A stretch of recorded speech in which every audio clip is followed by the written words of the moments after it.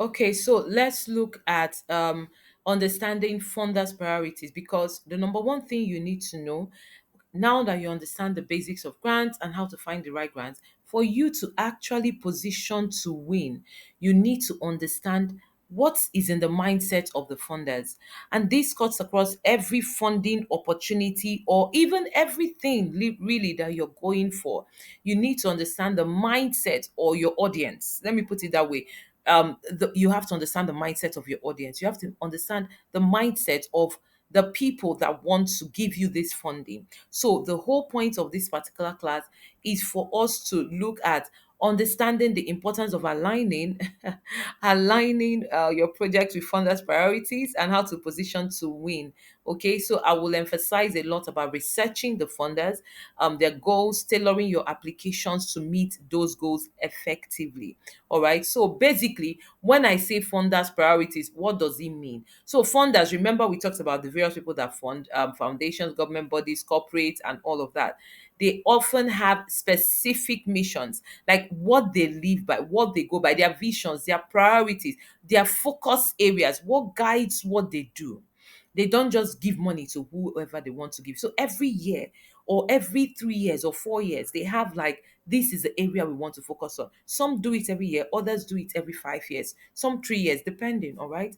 But priorities could focus on areas like education, health, environment, injustice, like equity, gender equity, innovation, community, a lot of things. But funders have different things they focus on. And yes, guys, when it comes to businesses, and one of the things I usually get is, isn't it, am I sure that businesses, NGOs can get? Yes, totally, you can get a grant even as a for profit. But the thing is that the mindset of your funders are different.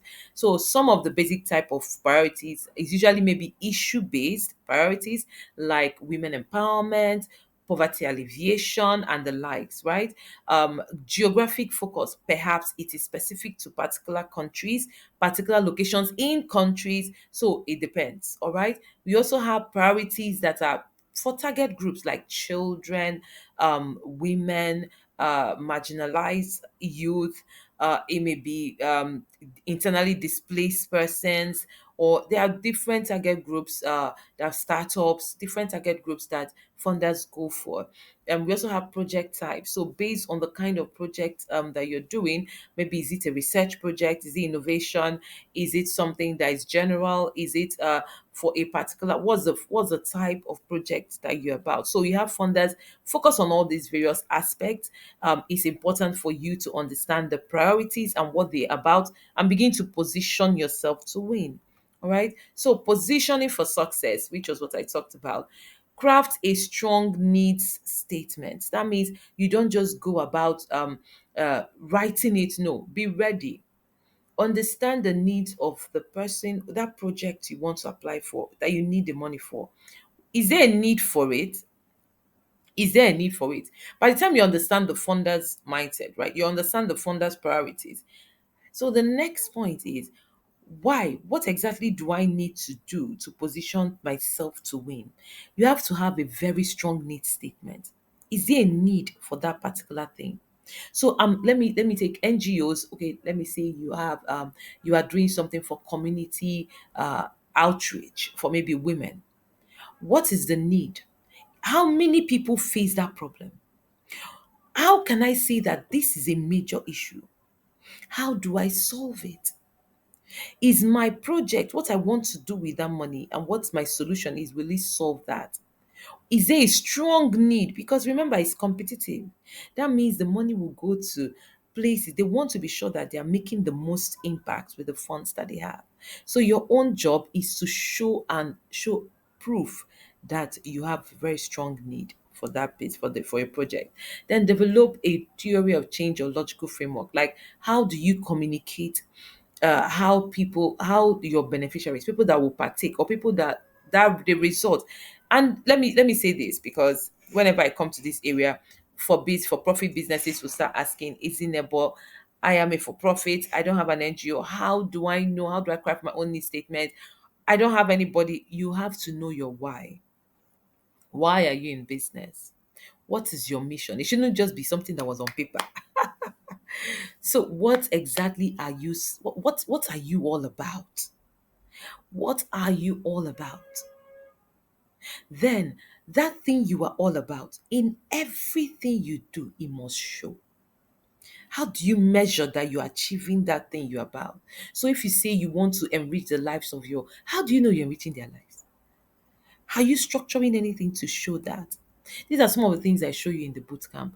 But you see, you have to be able to communicate to funders that this particular thing I need this money for, maybe I've done it in the past, or this is what I see as the change. Like there will be a transformation in the lives of, or in the society, or in the country, or in a school, or in anything. But you have to be able to communicate that and how you will measure it.